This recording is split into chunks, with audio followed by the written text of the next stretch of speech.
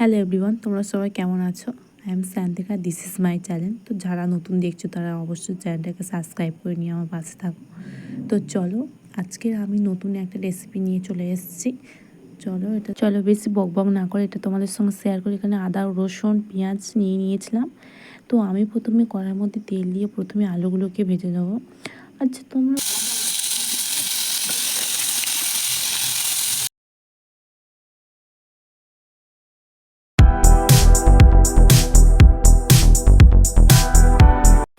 আমার এখানে আলুগুলো প্রায় ভাজা হয়ে গেছে, সেজন্য এক এক করে তুলে নিয়েছিলাম। তো ভাজা কমপ্লিট।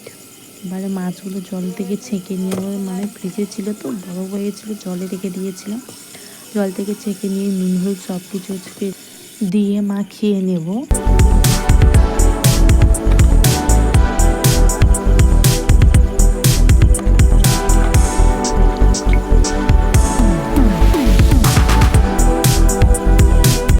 তারপর কড়াইতে কিছুটা পরিমাণ তেল দিয়ে এক এক করে সব মাছগুলোকে ভেজে নিয়ে নেব।